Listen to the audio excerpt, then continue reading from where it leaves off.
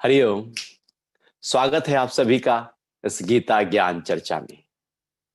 अध्याय 6 और आज श्लोक है 18।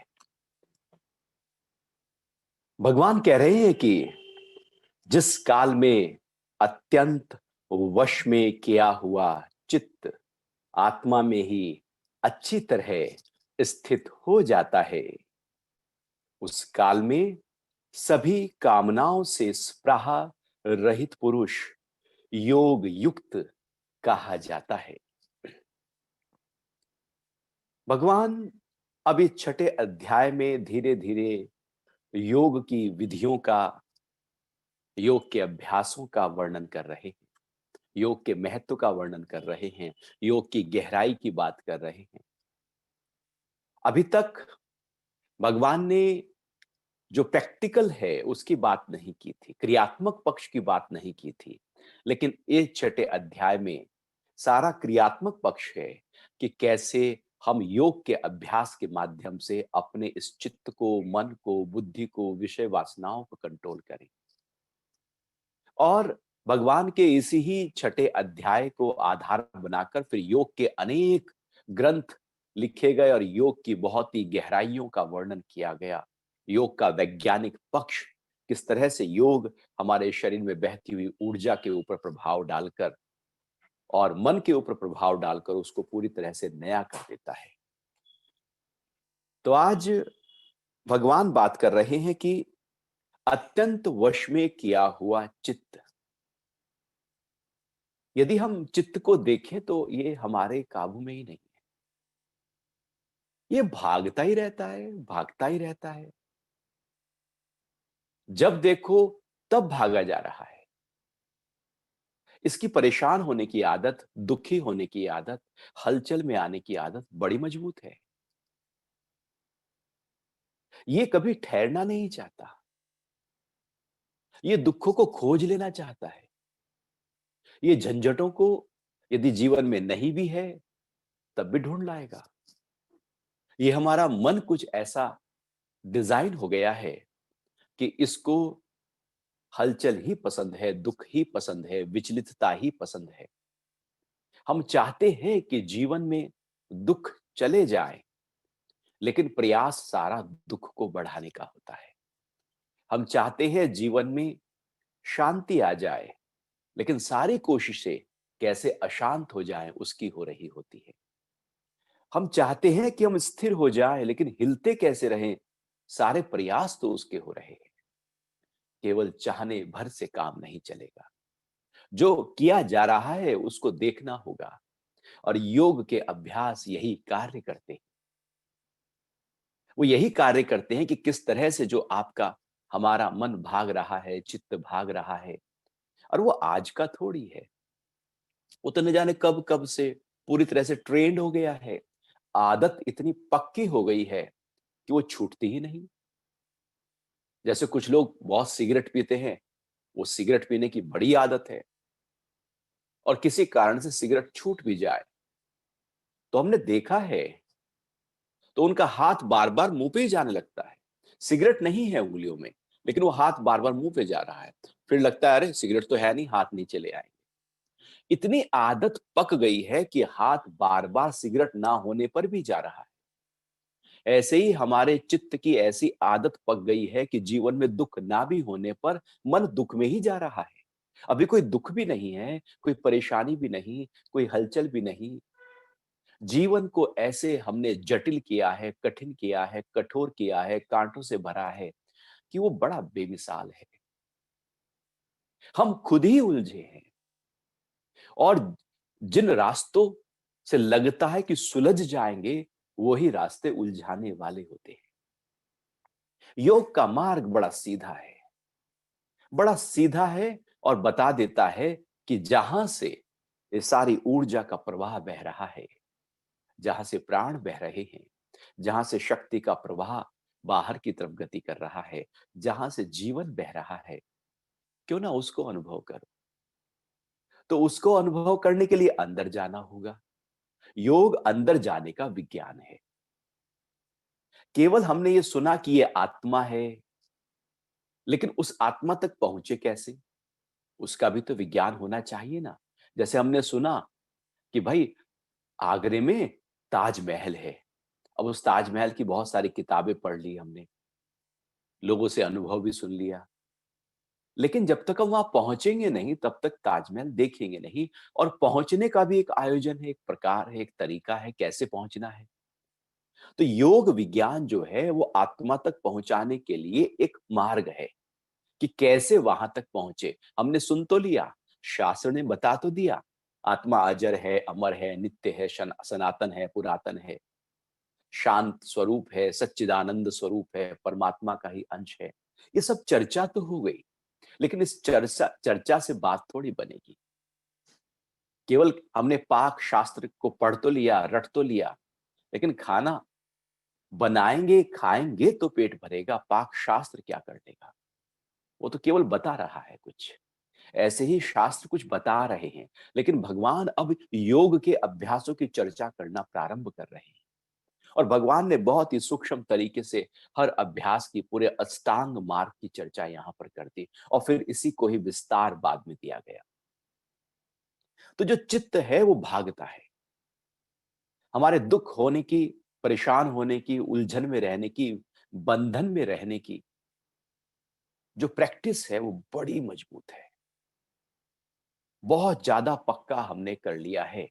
इसलिए चित्त हमारे वश में नहीं आता, मौका मिलते ही भाग जाता है।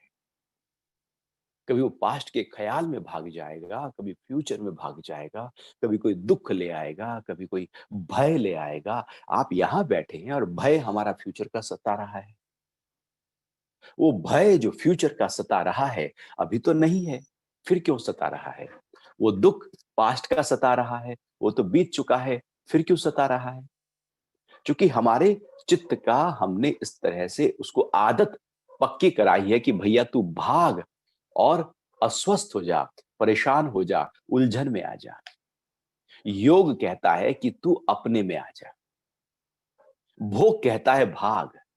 हमारी सारी कोशिश भगाने की थी, योग हमारी पूरी कोशिशों को पलटा रहा है। एकदम जैसे यू टर्न हमने ले लिया हो, हम भागे जा रहे हो सामने की तरफ, दौड़ते हुए तेजी से, कार से।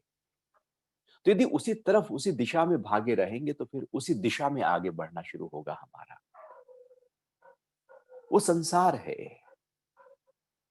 योग है यू टर्न करो और जहां से भागना शुरू किया था उस तरफ लौट के आओ। ये योग का विज्ञान, योग के अभ्यास हमें उल्टा लाकर अपने में टिकाने की बात कह रहे हैं। तो चित्त हलचल में आया था क्योंकि वो बाहर भाग रहा था, और वो वश में हो जाएगा, वो शांत हो जाएगा जब वो अंदर की तरफ आएगा, भागेगा, लौटेगा, घूमेगा, पलटेगा। तो वो पलटने की प्रक्रिया और वहां पर टिकाने की प्रक्रिया योग है। तो भगवान कह रहे हैं कि जिस काल में, जिस समय, जो भी समय ऐसा हो कि जब आपका चित्त बाहर की तरफ ना जाकर अंदर की तरफ आ गया हो, पूरी तरह से भीतर के साथ वो जुड़ गया हो, उसमें अत्यंत वश में किया हुआ चित्त आत्मा में स्थित हो जाता है। तो अब चित्त को अत्यंत वश में करना है। अत्यंत वश का मतलब है कि यदि चित्त के च- मतलब 10 कोने हैं तो 10 के 10 कोनों को कंट्रोल किया है। ऐसा कोई भी रास्ता नहीं रहा कि वहां से ऊर्जा बाहर बह रही, वहां से मन बाहर के ख्याल लेकर आ रहा हो, कि हम बैठे हैं ध्यान में और कोई चला गया ख्याल, कोई आ गया याद, क्या काम करना है, क्या किया था, क्या उलझन थी, चलो सुलझा लेते हैं। तो वो फिर हम अपने मन के साथ ही संवाद करना शुरू कर देते हैं, अपने साथ ही, खाली बैठे बैठे, और संवाद में समाधान ढूंढने लगते हैं।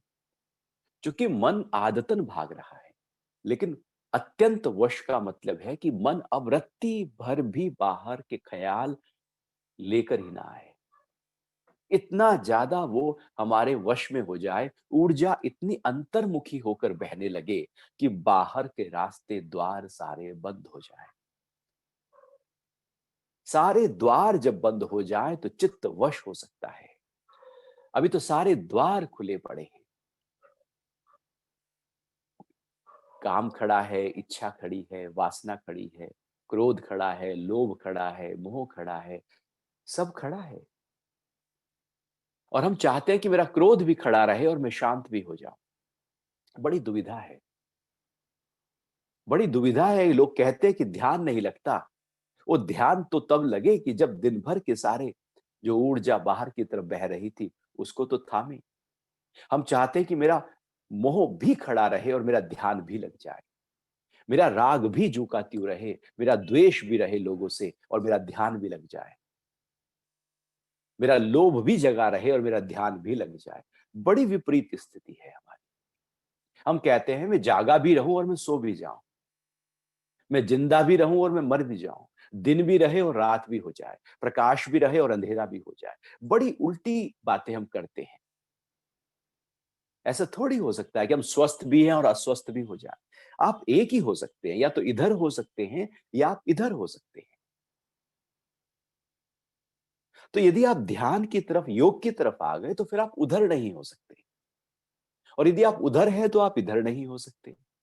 भगवान को इसलिए कहना पड़ा कि अत्यंत वश में किया हुआ, मतलब वन साइड, एक तरफा। अब सारी ऊर्जा केवल एक तरफा अंदर की तरफ बहे, एक भी द्वार न बचे।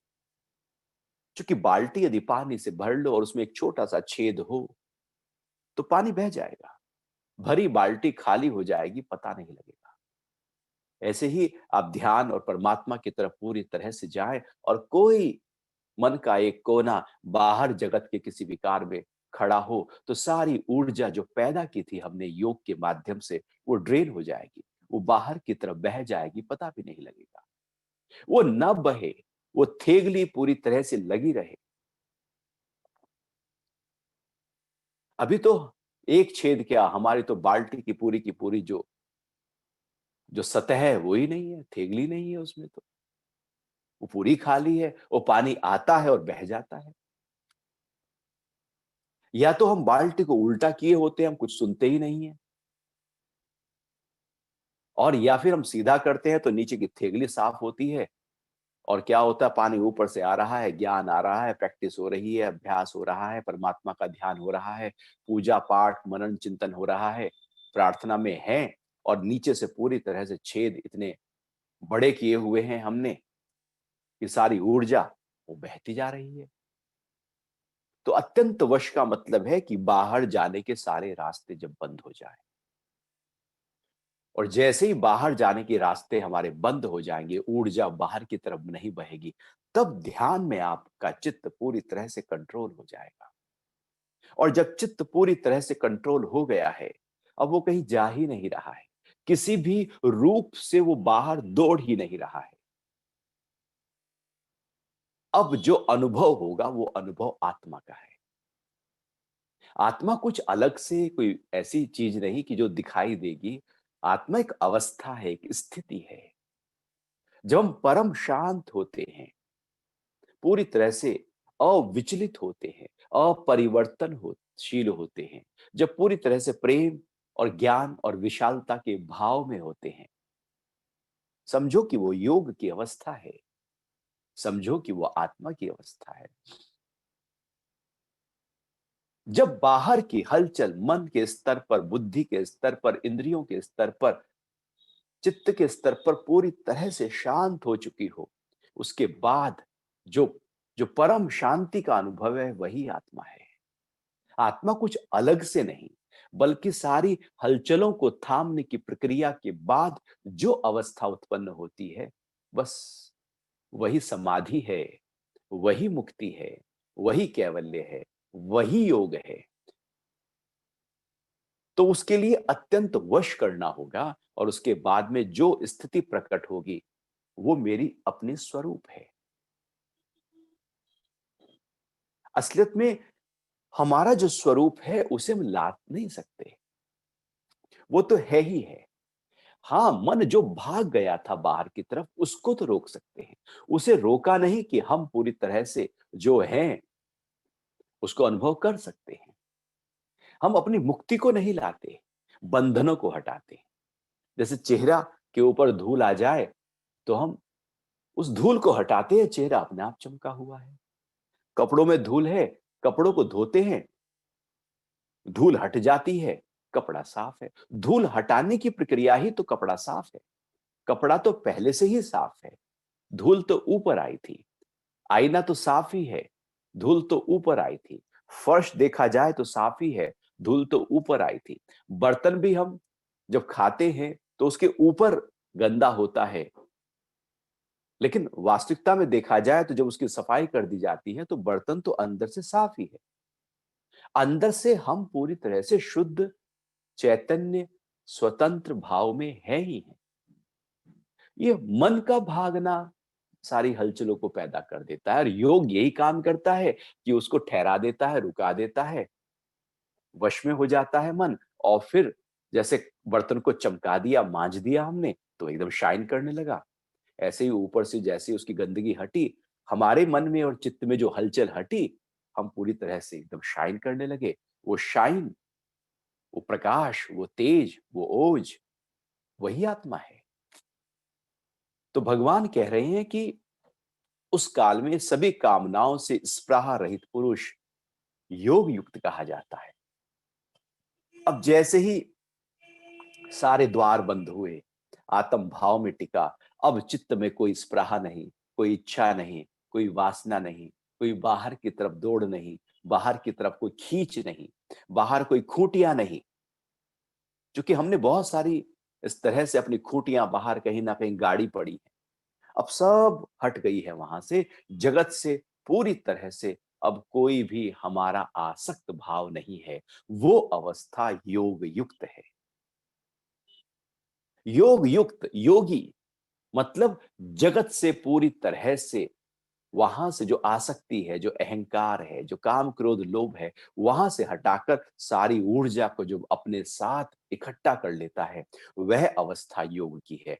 ये सब बाहर की जो चीजें हैं वो रहेंगी, घर रहेगा, परिवार रहेगा, धन रहेगा, व्यापार रहेगा, लेकिन मेरी जो पकड़ है उनके प्रति, वस्तुओं के प्रति, वो हट जाएगी। यहाँ वस्तुओं को छोड़कर जंगल में जाने की बात नहीं, बल्कि अंदर से जो चित्त की लगातार पकड़ थी उस तरफ, उस पकड़ को छोड़कर अंदर जाने की बात है।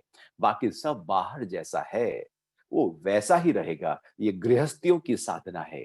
गृहस्थ में रहते हुए, उस धर्म का पालन करते हुए, हम अपने चित्त को वश में करके अपने ही अंतरतम के साथ एकाग्र कर सकते हैं।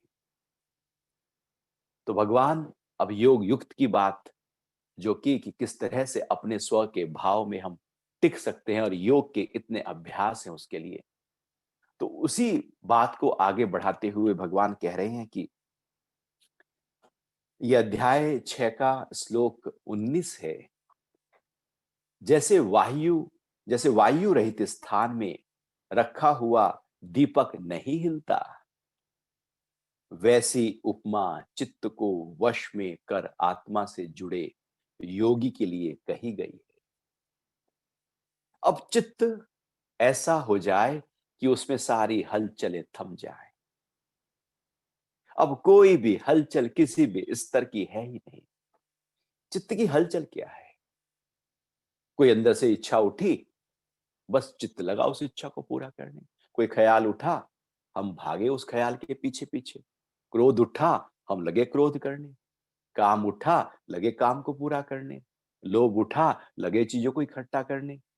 राग उठा, लगे अपने वालों को साथ रहने या उनको पकड़ने, आसक्त होने। द्वेष उठा तो लगे फिर झगड़े भाव में आ जाने, उनसे दूरी बनाने, उसको त्याग करने, उससे वैराग्य लेने। जैसा जैसा उठता है भाव, वैसे वैसे हो जाते हैं हम। हमारा अपना कुछ नहीं, जो उठा वो हम हो गए। तो अब जो उठा वो हम हो गए, और यदि अंदर से कुछ उठे ही ना, तो फिर हम क्या होंगे?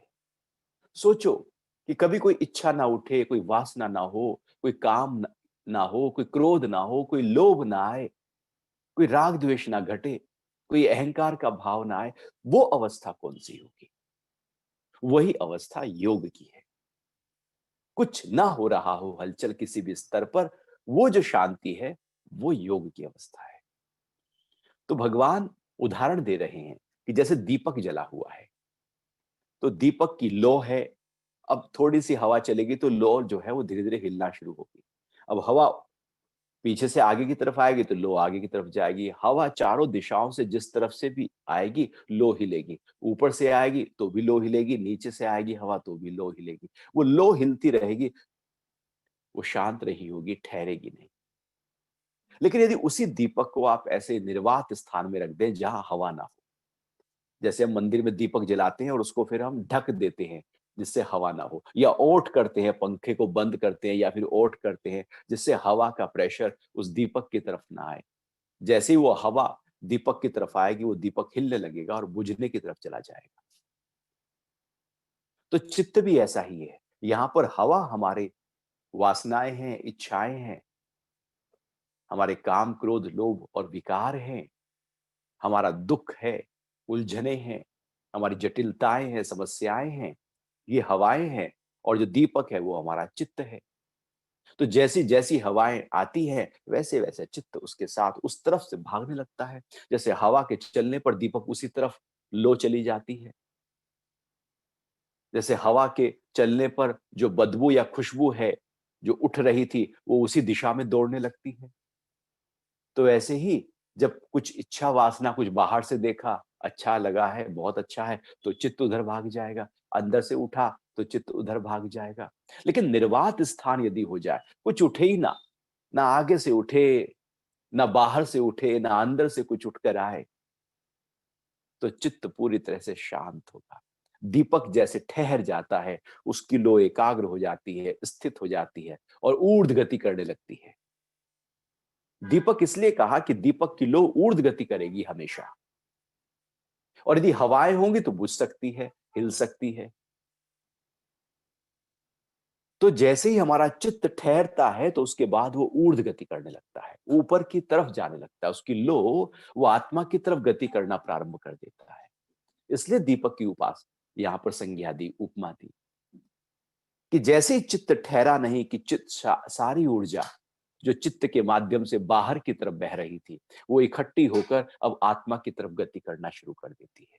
ठहरा हुआ चित्त आत्मा बन जाता है, या यूं कहें कि आत्मा का प्रभाव पूरी तरह से चित्त में आ जाता है।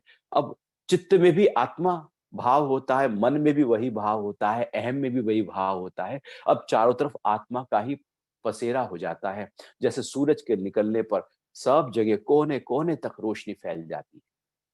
घर में भी फैली, बाहर भी फैली, सब जगह फैल गई। ऐसे ही जो आत्मा, जो चित्त रुक जाए, ठहर जाए, ऊर्जा एकाग्र हो जाए, तो आत्मा का एकदम प्रकाश जो है वो बाहर की तरफ आना शुरू कर देता है। तो अपने चित्त को ठहराना है, और हम सारे काम कर रहे हैं, सारे आयोजन कर रहे हैं उसको हिलाने के। हमने ही अशांत किया अपने को, हम ही दुख से भरे हुए हैं। हम समझ ही नहीं पाते कि जीवन के सारे दुख कहां से आए, क्यों आए, किसने बुलाया? हमने तो नहीं बुलाया, फिर क्यों आ गए? हम दुखी क्यों हो गए? हमने तो नहीं चाहा था कि दुख आए जीवन में, फिर भी दुख है।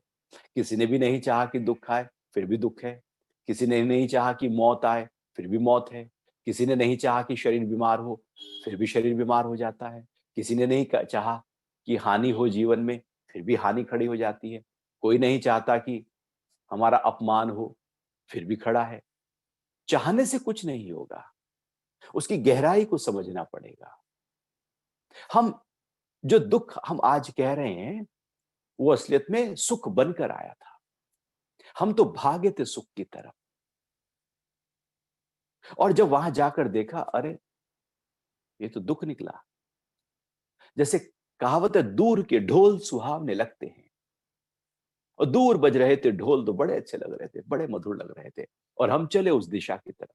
चलो आओ ढोल सुनकर आएंगे, डांस करेंगे, बड़ा सुकून आएगा, बड़ा मौज आएगी। हम चल दिए उस दिशा की तरफ। अब जैसे ही बहुत नजदीक पहुंचे, थोड़ी देर तो वो ढोल अच्छा लगने लगा। उसी के बाद वो ढोल आपके कानों में बजने लगता है, और आप उससे अब दूर जाने लगते हैं। अब कोई पूछे कि आप उस ढोल की तरफ गए क्यों थे, अब उससे दूर भाग रहे हो? तो आप कहेंगे, नहीं पहले तो मुझे बड़ा सुख लग रहा था कि ढोल के पास जाऊंगा तो बड़ा सुख होगा, लेकिन वहां जाके देखा, नाच के भी देखा तो वो मजा नहीं आया। अब लगा कि अब तो थक गए हैं, ऊर्जा भी निकल गई है, कान भी पूरी तरह से फटने लगे हैं, अब यहाँ से चलो। और वहां से जो सुख था वो दुख में बदल गया। जीवन का हर सुख दुख में ही बदलता है। यहां ऐसा कोई सुख नहीं है जो दुख लेकर ना आता हो। जिस भी चीज से सुख आता है, उसी चीज आपको दुख किसी ना किसी रूप में देना शुरू कर देती है। व्यापार का फैलाव करो, सुख आएगा। जब वो सिमटना शुरू हो जाए, उसकी सारी जिम्मेदारियां आपके ऊपर आ जाएं, आप करेंगे कहां फंस गया, और वहीं से दुख आ जाएगा। जो जो सुख के कारण बनते हैं, वही दुख के कारण बन जाते हैं। असलियत में दिखता सुख है, होता दुख है। एक पक्ष उसका सुख का है जब हम देखने जाते हैं, जब उसको पूरी तरह से ले लेते हैं तो उसका दूसरा पक्ष जो दुख का था वो भी हमारे सामने प्रकट हो जाता है।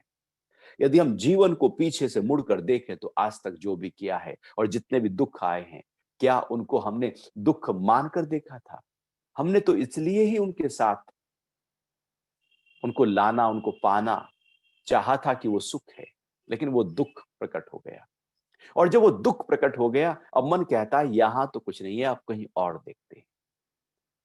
और वो वहां देखने की कोशिश करता है, सुख ढूंढने की कोशिश करता है, वो सुख ले लेता है, लेकिन वो सुख में जब वो ठहरता है तो वो सुख फिर दुख में बदल जाता है। यहां हर सुख दुख में ही बदलेगा, क्योंकि अपने आप में खाली सुख कुछ होता ही नहीं है कि केवल सुख है। जगत में ऐसा कुछ नहीं है। हर सुख के साथ दुख चिपका पड़ा है ही है। दिखता सुख है, होता दुख है। वो जो दिखता सुख है, हम उसके प्रति आकर्षित हो जाते हैं, चित्त उसकी तरफ भागने लगता है। इसलिए वो हिल रहा है, परेशान हो रहा है, क्योंकि वो सुख की तरफ दौड़ रहा है। हर व्यक्ति जीवन में सुख की तलाश कर रहा है। उसके हाथ दुख आता है, क्योंकि सुख है नहीं, है ही दुख। दिखता कुछ और है, होता कुछ और है। ये ऐसा भूल भुलैया है, यही माया है। यहां जो है वो दिखता नहीं, जो दिखता है वो होता नहीं। यहां कुछ और ही है।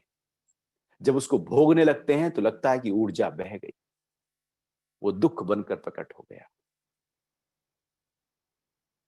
आए थे हम भोग भोगने, भोगों ने हमको भोग लिया। व्यक्ति भोग भोगता है कि सुख मिलेगा, लेकिन क्या पता कि भोगी उसको भोगे जा रहे हैं। पता ही नहीं लगता कब उन भोगों ने ही आक्रमण कर लिया और व्यक्ति पूरी तरह से उन भोग में ग्रस्त हो गया, दुखी हो गया, उलझ गया, परेशान हो गया। तो भगवान कह रहे हैं कि जो चित्त है, जो वो तुम्हारा भागेगा, दौड़ेगा, तो हलचल में रहेगा तो योग की अवस्था नहीं। लेकिन उसको ऐसी स्थिति, ऐसा एक माहौल दो कि उसकी दौड़ रुक जाए, उसकी हवाएं थम जाएं और वो निर्वात स्थान में दीपक की तरह ठहर जाए। लेकिन हमारी सारी तैयारियां तो उल्टी हैं। जीवन से आज तक की तैयारियां, हम तो बैठ जाते हैं सुबह से और सोचते हैं आज क्या दुख, आज कौन सी समस्या, आज कौन सी उलझन। फिर कहते हैं सुलझाना तो मुझे ही पड़ेगा। उलझाना, उलझ तो गया, सुलझाऊंगा। अब हम बैठ जाते हैं दुख को ढूंढने में और हम लगे रहते हैं दुख के ढूंढने में। और वो दिन बीतता जाता है, रोज दुख ढूंढते जाते हैं और रोज दुख खड़ा हो जाता है। रोज समस्या खड़ी है, रोज कुछ ना कुछ खड़ा ही है यहाँ। ऐसा यहाँ कोई दिन नहीं है कि आप दुख ढूंढो, समस्या ढूंढो, उलझन ढूंढो, जटिलता ढूंढो, कठिनाई ढूंढो और आपको ना मिले। ढूंढोगे मिल जाएगी। और मन का काम ही है ढूंढना, और इसलिए हम रोज दुखी हो जाते हैं। क्योंकि दुख नहीं है, हम ढूंढते हैं, चित्त को भगाते हैं। ये चित्त के भागने की प्रक्रिया ही उलझन का कारण बन जाती है। योग है चित्त को ठहराने की प्रक्रिया, भोग है चित्त को भगाने की प्रक्रिया। भगवान इस छठे अध्याय में जो योग की बात कर रहे हैं, उस विज्ञान की बात कर रहे हैं, जिसको आगे बहुत सारे ऋषियों के द्वारा, शास्त्रों के द्वारा उसका विस्तार दिया गया, बहुत सारे अभ्यासों का वर्णन किया गया। इसलिए किया गया क्योंकि वो एक प्रैक्टिस है। बिना प्रैक्टिस के यहां कुछ नहीं होता। क्योंकि हमारी आदत ऐसी है, चित्त इस तरह से डिजाइन हो गया है कि उसे कुछ चाहिए। वो ऊर्जा उसकी बाहर की तरफ भाग रही है। वो बाहर की तरफ बहती हुई ऊर्जा कभी भी उसे आत्मा की तरफ लेकर नहीं जाएगी। तो योग के ऋषियों ने फिर उस ऊर्जा को अंतर्मुखी करने के लिए अनेक अभ्यासों का वर्णन किया, कैसे अपने चित्त को निर्वात स्थान में ले जाएं।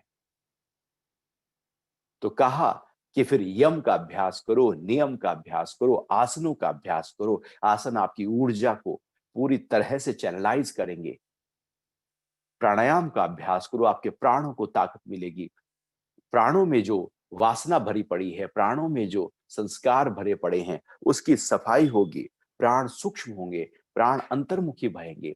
प्रत्याहार की साधना करो। इंद्रियां जो लगातार बाहर की तरफ भाग रही हैं, मन जो भागे ही जा रहा है, मन बदल जाएगा, इंद्रियां बदल जाएंगी।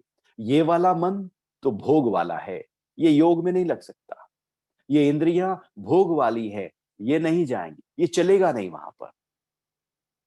जैसे कपड़े पुराने हो जाएं, गंदे हो जाएं, तो पूजा के काम नहीं आएंगे, वो नहीं चलेगा वहां पर। जैसे भोग वासना के कपड़े जो हैं वो ध्यान के लिए उपयोगी नहीं होते, वो चलेगा नहीं। ऐसे ही मन जो भोगी था वो चलेगा नहीं योग के लिए। मन को पूरी तरह से उसकी ऊर्जा को बदलना होगा, उसको पूरी तरह से नया तरोताजगी के साथ पेश करना होगा। और वो मन को पूरी तरह से तरोताजगी के साथ पेश करने के लिए, ऊर्जा से भर देने के लिए, अंतर्मुखी करने के लिए, ये मन तो बाहर भाग रहा था। अब योग के अभ्यास, वो प्रत्याहार, वो प्राणायाम, वो फिर धारणा, वो फिर ध्यान का अभ्यास उस मन को बदलेगा, मन को नया रूप देगा, नया मन बनेगा। जैसे पुरानी बिल्डिंग पुरानी ही होती है, उसे ढा कर फिर नई बना दी जाती है, नई बिल्डिंग फिर रौनक देती है। ऐसे ही मन हमारा जो पुराना भोग वाला हो गया है, इसको ढाना होता है, इसका नाश करना होता है और फिर एक नए मन का निर्माण करना होता है। वो नया मन हमें पूरी तरह से योग युक्त कर देता है, अंतर्मुखी करता है। हम इसी मन के साथ में वहां जाना चाहते हैं, वो नहीं होगा, हो ही नहीं सकता। और योग के सारे आयोजन ऊर्जा की बहुत ही सूक्ष्म क्रियाएं, जहां पर हम ध्यान के अभ्यासों के माध्यम से मन को अंतर्मुखी यात्रा देते हैं, मन को प्राणों के साथ जोड़ते हैं, मन को अंतर्मुख करके उसकी जो दिशा है वो बदल देते हैं, तो वो एक्चुअली दिशा नहीं बदलती, मन ही बदल जाता है, मन ही नया हो जाता है। वो जो नया मन है वो चाहिए, नई इंद्रियां चाहिए, नई बुद्धि चाहिए। अब हमें सब नया चाहिए, अहंकार भी नया चाहिए। अभी ये जो अहंकार मैं, मेरा, मेरे वाले कर रहा था, अब मैं ही तो हूं, वो अहंकार चाहिए। वो तब होगा जब योग के अभ्यासों को हम जीवन में आत्मसात करेंगे। और इसलिए फिर महर्षि पतंजलि ने जो अष्टांग योग की चर्चा की, उसी का और विस्तार देते हुए हठ योग के ग्रंथों ने, नाथ योगियों ने, गुरु गोरक्षनाथ और उनके अनुयायियों ने फिर बहुत बारीकियों की चर्चा की, बहुत विस्तार दिया आसनों का। 84 लाख आसन बताए। वो सारे आसन ऊर्जा को चैनलाइज करने के लिए हैं, शरीर को नव निर्माण देने के लिए हैं। वो सेल्स जो बीमारी के थे उनको नया कर देने के लिए। बीमारी भी कैसे जाती है? जिस बीमारी में सेल है, सेल जिस बीमारी से पूरी तरह से ओतप्रोत है, धीरे धीरे हम क्या करते हैं, आयुर्वेद में 40 दिन का कल्प किया जाता है कि सेल जो बीमारी के साथ है, अब जो नया सेल आएगा, ये जो पुराना सेल है, ये सारी इंफॉर्मेशन आने वाले सेल को देगा कि मैं बीमार हूं, तो आने वाला सेल भी बीमार हो जाएगा। ऐसे करते करते हर सेल में वो बीमारी चली जाती है। लेकिन जब हम साधना कर रहे होते हैं, प्रैक्टिस में होते हैं, एनर्जी के साथ में पूरी तरह से अपने उसको कंट्रोल कर रहे होते हैं, तो सेल में जो एनर्जी का मूवमेंट है, जो प्राणा है, वो बदलने लगता है। उसका एक तरह से डीएनए चेंज होने लगता है, वो बीमारी से अस्वस्थ से स्वस्थ की तरफ चलने लगता है। वो चेंज हो रहा है। जैसे सेल्स चेंज होकर हमें स्वस्थ कर देते हैं, ऐसे ही मन भी चेंज हो जाता है और अब स्वस्थ मन का निर्माण हो जाता है। स्वस्थ मन मतलब ठहरा हुआ मन, अस्वस्थ मन मतलब भागता हुआ मन, बिखरा हुआ मन। तो योग के इतने अभ्यास जो फिर हठ योग के ग्रंथों में 84 लाख आसन बताए, 25 मुद्राओं का वर्णन किया, 25 में भी फिर 10 मुद्राएं प्रमुख हैं। फिर अनेक नाड़ियों का वर्णन किया कि 72,000 नाड़ियां हैं, उसमें पूरा प्रवाण का प्रवाह है। फिर वहां पर भी 10 प्रमुख नाड़ियां हैं, 10 में भी 3 प्रमुख नाड़ियां हैं, ईड़ा, पिंगला, सुषुम्ना। फिर उसमें भी सुषुम्ना नाड़ी प्रमुख है, सुषुम्ना में भी चित्रा और विचित्रा नाड़ियां हैं। तो बहुत ही गहराई दी, हमारे ऋषियों ने, जिससे हमारी ऊर्जा पूरी तरह से चैनलाइज होकर अंतर्मुखी हो जाए। ये योग के अभ्यास फिर जैसे जैसे हम करते चले जाते हैं, ये सारे अभ्यास एनर्जी का खेल है, क्योंकि सब कुछ एनर्जी से बना हुआ है। जब वो बाहर बह रही है तो बंधन लेकर आ रही है, जब वो अंतर्मुखी होने लगती है, और वो अभ्यासों से होगी। इसलिए भगवान को कहना पड़ा कि सीधे बैठना, अपने आंखों को नासिकाग्र दृष्टि रखना, एक थोड़ा सा अभ्यास बताते हुए भगवान आगे निकल गए। क्योंकि यहां पर अर्जुन को वो पूरे अभ्यासों की चर्चा नहीं कर रहे थे, वो तो आगे फिर उसकी डिटेलिंग की गई। तो योग की बहुत डिटेलिंग है, उसकी बारीकियां हैं। यहां भगवान एक मोटे स्तर पर उसकी बात करते हुए कह रहे हैं कि बस उस चित्त को जो भाग रहा था उसको एकाग्र कर लो। वो जो निर्वात हो गया, ठहर गया चित्त, और वो जो चित्त है ठहरा हुआ, वो आत्मा की तरफ गति कर जाएगा। कह रहे हैं भगवान, वैसी उपमा चित्त को वश में कर आत्मा से जुड़े योगी के लिए कही गई है। अब चित्त यदि वश हो गया, आत्मा से जुड़ गया, ठहरा हुआ चित्त ही आत्मा बन गया। अब आत्मा कुछ अलग से नहीं। अब तरंगे हैं तो उनको तरंगे कहेंगे, और तरंगे नहीं है, पानी है, तालाब है, अभी कंकर फेंका, तरंगे उठ गई, दूर तक उठ गई, और वो थम गई तरंगे, तो अब उसको तरंगे नहीं कहेंगे। अब वो शांत पानी है। तरंगे उठी थी, अब नहीं है।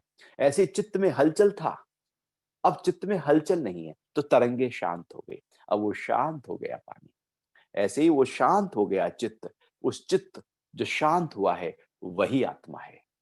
और वो जो चित्त है, वो जो योगी है, उस शांत चित्त के साथ में आत्मा में स्थित होकर उसी भाव में अपने आप को बनाए रखता है। इसी के लिए योग के सारे अभ्यास हैं कि कैसे हो जाए चित्त हमारा शांत। इसलिए महर्षि पतंजलि चित्त की वृत्तियों के निरोध की बात कर रहे हैं। जब महर्षि पतंजलि ने योग सूत्र लिखा तो अथ योग अनुशासनम के बाद में जो दूसरा सूत्र दिया, योगश्चित्त वृत्ति निरोधः, चित्त की वृत्तियों का निरोध हो जाना योग है। वृत्तियां मतलब हलचल, कोई स्पंदन, कोई लहर, एक दौड़। वृत्ति मतलब बाहर की तरफ, अंदर की तरफ एक हलचल, जब उपद्रव चित्त में खड़ा हो जाए लगातार इस तरंगों की तरह, वो वृत्तियां हैं हमारी। जब वृत्तियों का निरोध हो जाए उस स्थिति को योग कहते हैं। अर्थात चित्त अब वृत्ति के रहित हो गया है, चित्त पूरी तरह से शांत हो गया है। जो भगवान यहां पर कह रहे हैं कि वो उसका हिलना, वृत्तियों के माध्यम से चित्त हिल रहा था, लेकिन अब चित्त नहीं हिल रहा है। योगश्चित्त वृत्ति निरोधः, चित्त की वृत्तियों का निरोध जब जिस अवस्था में, जिस काल में हो जाता है, वही योग है। भगवान भी ठीक वही बात कर रहे हैं कि चित्त की वृत्तियां हलचल दे रही हैं, निर्वात में ले आओ, उसको हिलाना डुलाना बंद कर दो। और फिर आगे भी भगवान 20वें श्लोक में कह रहे हैं कि योग के अभ्यास से निरुद्ध हुआ चित्त जब शांत हो जाता है, तब वह आत्मा से आत्मा को देखता हुआ आत्मा में ही संतुष्ट रहता है। फिर भगवान कह रहे हैं कि यह चित्त कैसे होगा शांत? योग के अभ्यास से होगा। योग का अभ्यास करना पड़ेगा। या तो केवल जान जाओ कि मैं शुद्ध बुद्ध चैतन्य आत्मा हूं और उस भाव में टिक जाओ। और यदि नहीं टिक पा रहे हैं, गुरु के कहने पर हम आत्मा के उस ऊंची अवस्था में टिक नहीं पा रहे हैं, तो अब अभ्यास करना ही पड़ेगा और कोई तरीका नहीं। क्योंकि हम वो योग भ्रष्ट, वो उच्च कोटि के साधक नहीं जो एक बार याद दिलाने से याद आ जाए। तो भगवान ने कहा कि योग का अभ्यास करना पड़ेगा। उपनिषद कहते हैं योग का अभ्यास करना पड़ेगा। गीता में भगवान कह रहे हैं योग के अभ्यास से चित्त शांत होगा। और योग के सारे शास्त्र उसी अभ्यास, वो अभ्यास क्या हो, वो तरीका क्या हो, उस अभ्यासों की बात करते हैं, उस प्रैक्टिस की बात करते हैं। तो योग के अभ्यासों से ही चित्त शांत हो सकता है। तो उसके लिए, अभ्यासों के लिए फिर हमने आसन, मुद्राएं, प्राणायाम, ध्यान लगातार फिर हम करते जाना होगा, जिससे ऊर्जा जो बहिर्मुख है वो अंतर्मुखी होती जाए। ध्यान की गहराइयों में उतरना होगा, जिससे मन जो भटकन लिए हुए है वो ठहर जाए, एकाग्र हो जाए। और जब रोज योग का अभ्यास हो, अब होता क्या है कि हम अभ्यास करते हैं योग का 1 घंटा, और 24 घंटे में 1 घंटा अभ्यास किया, और 23 घंटे सारा जो ध्यान है वो मन को भगाने में होता है। मन कैसे भाग जाए? 1 घंटा रोका, 23 घंटे भगाया। अब भगाने का तो परसेंटेज ज्यादा हो गया, ठहराने का परसेंटेज कम हो गया। तो जब परसेंटेज ही ज्यादा 23 गुना उसका बढ़ गया दौड़ाने का मन को, तो फिर तो वो सिद्ध हो गया ना हमारा। योगी का मतलब है जो अपने चित्त को लगातार शांत ही रखे, वो सब करे लेकिन चित्त शांत। वो घर देखे, व्यापार देखे, सब भोग में जाए लेकिन चित्त शांत हो। चित्त पूरी तरह से शांत हो, चूंकि योग का अभ्यास उससे छूटा ही नहीं। लगातार योग का अभ्यास चल ही रहा है, कोई ना कोई एक अभ्यास। इसलिए योग के इतने अभ्यास हैं कि कोई ना कोई एक अभ्यास जरूर पकड़ना। ध्यान की इतनी अनूठी प्रक्रियाएं हैं कि कोई ना कोई एक ध्यान जरूर पकड़ लेना। और सबसे सरलतम है कि बहता हुए श्वास को ही अनुभव करना शुरू कर दो। कब श्वास आया, कब गया। आप खा रहे हैं, श्वास तब चल रहा है। आप नहा रहे हैं, श्वास चल रहा है। आप वॉक कर रहे हैं, सांस चल रहा है। आप बात कर रहे हैं, आप फोन पर हैं, सांस चल रहा है। आप बाथरूम में, हर जगह सांस चल रहा है। क्यों ना इस चलते हुए श्वास को अनुभव करना शुरू कर दे। एक अभ्यास शुरू हो गया, आप जुड़ने लगे अपने से, सब हो रहा है, और आप कहीं कुछ और अंतरतम में एक प्रैक्टिस के साथ आ गए। तो जैसे ही प्रैक्टिस के साथ आ गए, चित्त शांत हो गया। इसलिए तो कितना भी तनाव हो, क्रोध हो, झल्लाहट हो, उद्विग्नता हो, डिप्रेशन हो, हलचल हो, समस्या हो, जटिलताएं हो जीवन में, आप अपने ध्यान को सांसों पर ले आना, सब भाग जाएगा। मन का जो ये बिखरापन है, ठहर जाएगा मन उसी पल, शांत होने लगेगा मन उसी पल। चूंकि एकाग्र हो गया है, चूंकि योग युक्त हो गया है मन। अब योग युक्त होते ही मन की हलचल थम जाती है। तो यदि कोई एक अभ्यास हम पकड़ लें, इसलिए आसन हमें सिखा देते हैं कि जब बैठो सीधा बैठना, अपने पोस्चर को ध्यान रखना, अपने उठने बैठने चलने को ध्यान रखना, अपने शरीर के सारे क्रियाकलापों को ध्यान रखना, और वो सारे शरीर के दिन भर के क्रियाकलाप किसी ना किसी आसन को ध्यान में रखते हुए हों। अर्थात आपका हर पोस्चर साइंटिफिकली हो। ऐसा ना हो कि आपने कैसे भी कमर को मोड़ दिया तो कमर में दर्द आ जाएगा। आप पूरी तरह से उसके विज्ञान को समझें। आसन शरीर के विज्ञान को बताकर हमें कहते हैं कि दिन भर इसी अनुरूप अपने शरीर को चलाना। प्राणायाम श्वास लेने के तरीके को बताकर बता देता है कि दिन भर आप श्वास इसी तरह से लेना, ध्यान पूर्वक लेना। प्रत्याहार बता देती है कि इंद्रियों को ले जाना बाहर, लेकिन आप अपने कंट्रोल में भी रखना। धारणा बता देती है कि ऐसे संकल्प करना। ध्यान जब हम बैठते हैं तो सिखा देता है कि दिन भर ध्यान के भाव में रहना। ये कुछ समय करने का अभ्यास नहीं, बल्कि वो तो थोड़ी देर की प्रैक्टिस है। उसके बाद तो दिन भर हमको उस अभ्यास में अपने आप को किसी ना किसी योग की एक प्रैक्टिस में अपने आप को लेकर चलना होता है। तभी तो योगी होता है, तभी चित्त वश में होता है। अन्यथा चित्त का तो बहुत ज्यादा मेहनत है बाहर की तरफ दौड़ने की, दुखों में रहने की उसकी आदत पुरानी है, वर्षों की है, इस जन्म की है, और न जाने कितने जन्मों की है। तोड़नी है उस आदत को। तोड़ने के लिए एक आयोजन है, एक प्रयास है, एक तपश्चर्या है। वो तपश्चर्या योग की एक अभ्यास है, क्योंकि बिना उसके मन कभी सुधरता नहीं। जैसे बच्चा बिगड़ जाए तो बिगड़ता ही चला जाता है। उसको सुधारने के लिए कभी यथार्थ वचन बोले जाते हैं, कभी रोचक बोले जाते हैं, और कभी भयानक शब्द दिए जाते हैं। हर तरह से उस बच्चे को सुधारने की कोशिश की जाती है। नहीं तो बिगड़ गया तो बिगड़ गया। ऐसी ऊर्जा बिगड़ गई तो बिगड़ गई। अब उसको पूरी तरह से चैनलाइज करने के लिए योग के आसन यही तपश्चर्या है। प्राणायाम का अभ्यास, ध्यान का अभ्यास, यही साधना है जो एनर्जी को अंतर्मुखी करता है। तो भगवान कह रहे हैं कि योग के अभ्यास से निरुद्ध हुआ चित्त जब शांत हो जाता है, चित्त निरुद्ध होते ही शांत हो जाता है। शांति करनी नहीं, अशांति को हटाओ। आनंद है ही है। इस जो ऊपर से सुख की दौड़ है उसको हटाओ, आप आनंद में ही हैं। सुख की दौड़ ही दुख देती है, आप आनंद में, उससे ऊंची अवस्था में आप पहले से होते हैं। हम निचली अवस्था के लिए दौड़ जाते हैं। मुक्त पहले से होते हैं, बंधन के लिए दौड़ जाते हैं। स्वस्थ पहले से होते हैं, बीमार होने के लिए कुछ उल्टा सीधा खाते हैं, उल्टा सीधा दिनचर्या रखते हैं, उल्टा सीधा भोग में जाते हैं, उल्टा सीधा सोने जागने का समय करते हैं। हम बीमार होने के लिए कुछ आयोजन करते हैं, हम कुछ करते हैं जिससे हम अपनी अवस्था से नीचे आ जाते हैं।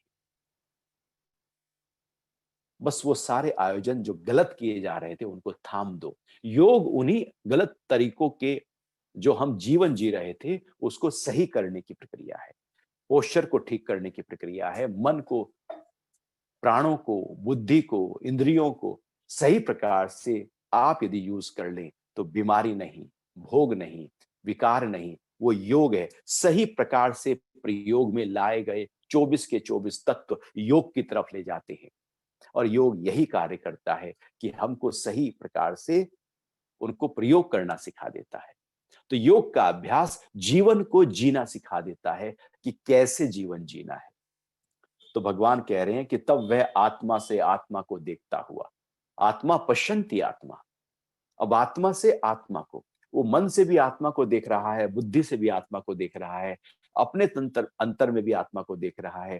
फिर वो बाहर देखता है तो वो आत्मा को ही देख रहा है, क्योंकि जो अंदर होता है वही बाहर होता है। चोर को चोर दिखाई देते हैं, लोभ को लोभी दिखाई देते हैं, द्वेष को द्वेष वाले दिखाई देते हैं, चरसी को चरसी दिखाई देते हैं, शराबी को शराबी दिखाई देते हैं। जो अंदर भाव होता है वही बाहर दिखाई देता है। तो यदि आत्मा का भाव अंदर है तो बाहर भी वही आत्मा का भाव दिखाई देने लगता है। तो आत्मा से आत्मा को देखता हुआ और आत्मा में ही संतुष्ट रहता है। अब पूरी तरह से वो एकदम कंटेंट हो जाता है, सेटिस्फाई हो जाता है, तृप्त हो जाता है अपने उस आत्म भाव में। अब वो बाहर के लिए कुछ दौड़ता नहीं, कुछ चाहता नहीं। वो चाहता नहीं कि बाहर से कुछ मिले तो मैं तृप्त हूं, मैं संतुष्ट हूं। बाहर से आने पर नहीं, बल्कि मैं पहले से ही अपने अंतरतम में संतुष्ट हूं, आराम में हूं, शांत हूं, ठहरा हुआ हूं। वो शांति, वो संतुष्टि उसको अपने अंतरतम में मिल जाती है। अब बाहर नहीं दौड़ना पड़ता, क्योंकि वो पहले से ही मेरे भीतर है, मुक्ति पहले से ही मेरे भीतर है। हम तो बाहर दौड़कर उस मुक्ति की अवस्था को गड़बड़ा रहे हैं। तालाब शांत है ही है, हम तो उसमें उतर गए, हिला दिए उसके पानी को। अब हम कह रहे हैं कि मैं भी उतर जाऊं और पानी भी ठहरा रहे। ऐसे नहीं होगा, आप उतरना छोड़ दीजिए, पानी शांति है। हम ही चित्त को दौड़ाते हैं, हलचल में ले आते हैं, वृत्तियां बिखर जाती हैं। महर्षि पतंजलि कहते हैं इसी वृत्तियों को शांत करो, शांत करो, ठहराओ। भगवान कह रहे हैं अभ्यास करो योग का, ठहराओ इस चित्त को। जैसे ही ठहराओगे आप अपने में संतुष्ट हो जाओगे, तृप्त हो जाओगे। तो इस तरह से ये आज योग के अभ्यासों की चर्चा हुई। वैसे तो योग के बहुत गहन अभ्यास हैं। कभी यदि महर्षि पतंजलि के योग सूत्रों पर हम चर्चा करेंगे तो वहां पर हम बता सकते हैं, या हठ योग या घेरण संहिता पर चर्चा करेंगे तो उसकी गहराइयां, उसका वैज्ञानिक, उसका किस तरह से एक आध्यात्मिक प्रयोग है, किस तरह से चक्र काम करते हैं, कुंडलिनी शक्ति काम करती है, किस तरह से शरीर के अलग अलग नाड़ियां कहाँ कहाँ पर प्रभाव डालती है, और कैसे हम अपने पुराने मन को नया करते हैं, इंद्रियों को फिर से तरोताजगी, एक नई ऊर्जा से भर देते हैं। क्योंकि आत्मा का गुण है नित्य नूतन। जब आत्मा ही नूतन हो रही है तो क्यों ना हम पूरी समग्रता के साथ अपने शरीर को नूतन कर दें।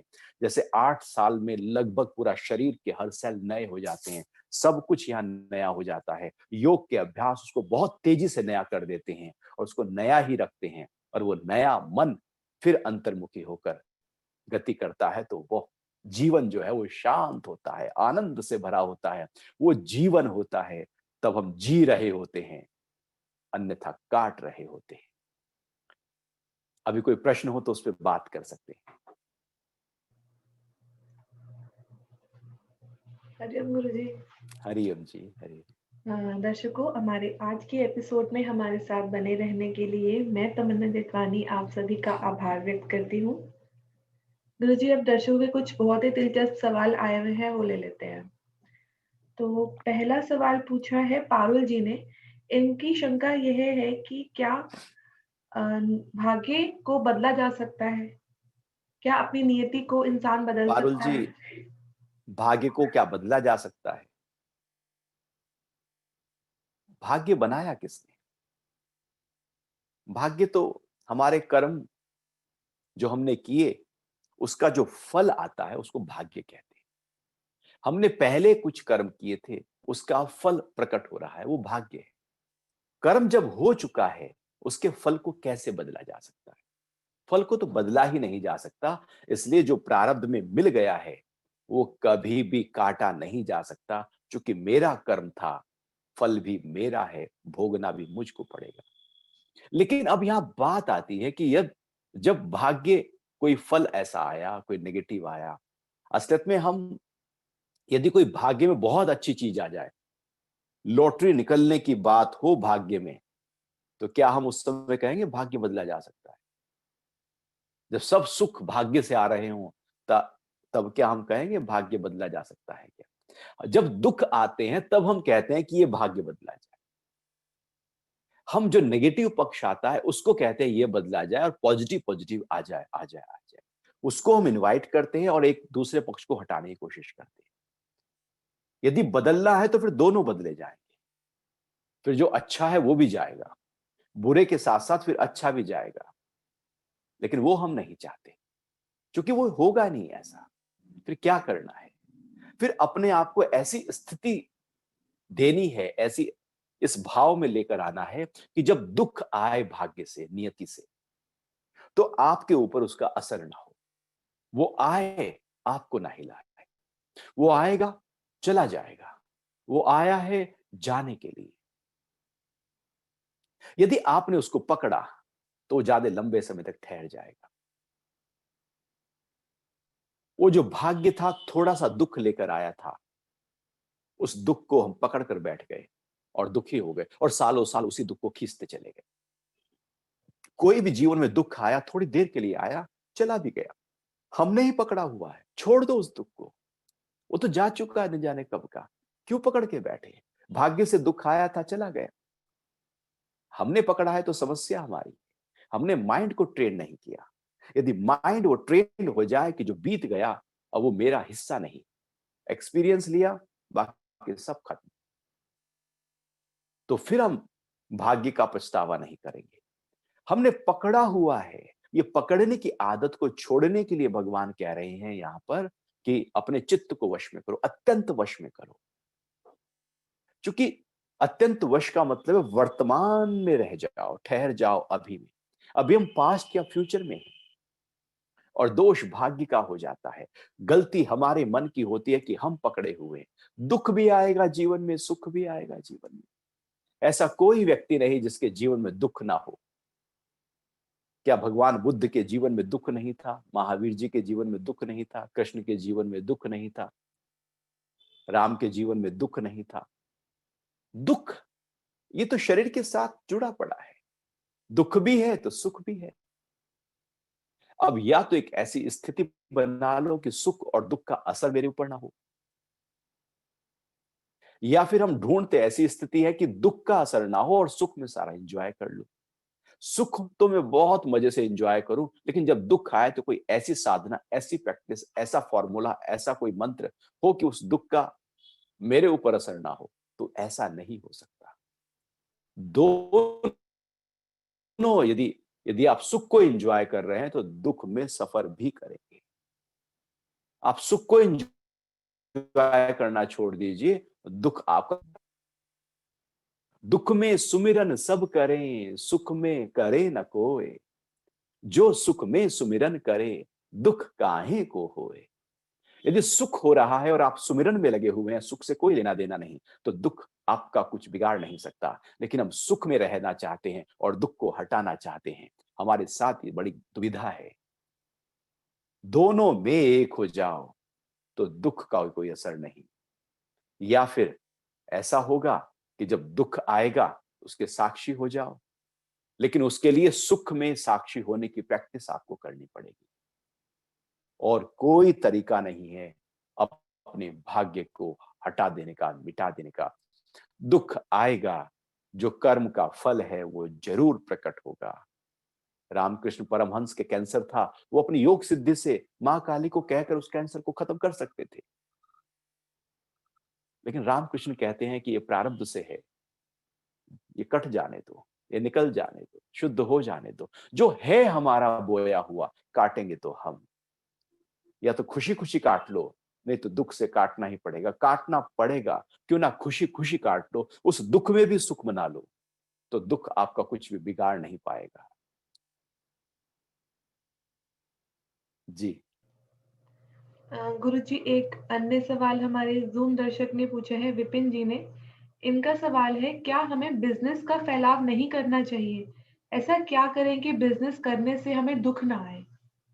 बिज़नेस का खूब फैलाव करो, लेकिन इस भाव से करो कि ये यज्ञ हो रहा है और सबकी भलाई के लिए हो रहा है। बिज़नेस का फैलाव केवल मेरी भलाई के लिए यदि हम करें, तो दुःख ज़रूर आएगा। ऐसा कोई नहीं जहां पर आप केवल स्वार्थ कहो कि ये मेरे लिए हो रहा है और उसका प्रकट कर दुःख ना आए, पलट कर दुःख ज़रूर आएगा। जब आप बिज़नेस के फाउंडेशन में ये पक्का करो कि ये सबके लिए है, सबकी भलाई का भाव जो-जो इसमें जुड़े हुए हैं, सब परिवार जुड़े हुए हैं, सबकी भलाई के लिए मैं व्यापार का फैलाव कर रहा हूँ और जितना फैलाव होगा, उतना लोगों का भलाई होगी। ये भाव, जब शुद्ध भाव हमारे अंदर होगा, तो वो व्यापार आपके ऊपर परेशान नहीं करेगा, दुःख लेकर नहीं आएगा। लेकिन जब स्वार्थ है, मुझे चाहिए प्रॉफ़िट, मुझे चाहिए लाभ, तो फिर लॉसेस भी खड़े हैं, फिर दुःख भी खड़ा है। भाव फाउंडेशन, इसलिए तीसरे अध्याय में हम बात करते आए थे, भगवान कह रहे हैं सारे कर्म यज्ञ की तरह होने चाहिए। जैसे यज्ञ होता है, सबके लिए होता है, एक आहुति डाली जा रही है, कोई भी श्वास ले, उस औषधीय जो आहुतियाँ डाली गई हैं उसमें, सबको फ़ायदा होता है। ऐसे ही हमारे द्वारा सारे कर्म, सारा व्यापार सबके लिए जब हो जाए, तो दुःख नहीं आएगा। व्यापार का फैलाव करना चाहिए, क्यों नहीं करना चाहिए? धन बढ़ना चाहिए, क्यों नहीं बढ़ना चाहिए? घर बड़ा होना चाहिए, क्यों नहीं होना चाहिए? जब बुद्धि क्लैरिटी के साथ कार्य करेगी, तो सब फैलाव हो जाएगा। और ज्ञान यही काम करता है कि बुद्धि में फैलाव देता है, क्लैरिटी देता है। जब क्रिस्टल क्लियर हो जाते हैं थॉट हमारे, निर्णय बिल्कुल सही दिशा में होने लगते हैं, तो धन बढ़ता है, सब कुछ बढ़ेगा। अध्यात्म कोई धन को कम करने के लिए थोड़ी बात कर रहा है। वो तो आपकी एक स्थिति को पैदा कर रहा है, जिस स्थिति में आप जहां जाएंगे, वो ही आपका फैलाव होने लगेगा। तो जब आप अध्यात्म की तरफ बढ़ने लगते हैं, तो जिस भी व्यापार में है, उसका फैलाव आपे ही होगा। आपको करने की जरूरत नहीं, वो आपे ही प्रकृति देखेगी, सही पात्र है, इसके माध्यम से ही फैलाव हो सकता है। प्रकृति हमेशा सही पात्र को पकड़ती है और वो सही पात्र जब मिल जाता है, तो उसके माध्यम से एक व्यापार का फैलाव कर देती है, एक अनुसंधान कर देती है, खोज हो जाती है। तो अपनी पात्रता तैयार करो और फैलाव में लग जाओ। जी। दर्शकों, सीमित समय होने के बावजूद आज गुरुजी केवल इतनी ही शंकाओं का समाधान कर पाएँगे। हरिओम। काम, क्रोध और लालच, ये 3 ऐसी भावनाएँ हैं जो मनुष्य को कभी सफल नहीं होने देती। श्री कृष्ण ने तो इन 3 भावनाओं को नर्क का द्वार कहा है। तो हम भी यही कहेंगे कि जो व्यक्ति अपने जीवन में सफल होना चाहता है, श्री कृष्ण के लिए समर्पित रहना चाहता है, उसे इन 3 भावनाओं को पूरी तरह नकार देना चाहिए। आज के एपिसोड में इतना ही।